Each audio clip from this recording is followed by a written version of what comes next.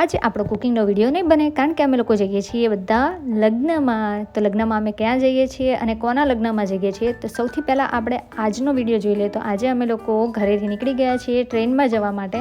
તો ટ્રેન અને હજી વાર હતી એટલે અમે લોકો વેઇટિંગ રૂમમાં બેઠા. ત્યારબાદ ટ્રેન આવી ગઈ એટલે અમે લોકો ફટાફટ દોડો કરીને બધા ચાલવા માંડ્યા અને ટ્રેનમાં બેસી ગયા. તો ટ્રેનમાં બેસી ગયા, હજી તો બેઠા જ હતા ત્યાં તો આ ભાઈએ ચાલુ કરી દીધું ગેમ રમવાનું અને આ બાજુ ચાલુ ભાઈએ કરી દીધું કૂલ પીવો અને લસ્સી પીવો. હવે દેવસ્યના પપ્પા બહાર નહોતા એટલે ગોટુભાઈ અમારા રડવા માંડ્યા કે ચાલો અંદર આવો. એને એમ કે પપ્પા મૂકી અને જતા રહેશે એટલે એ અવાજ કરવા લાગ્યો. તો એના પપ્પા થોડી વાર રહીને અંદર આવી ગયા અને પછી એને લઈ લીધો નીચે.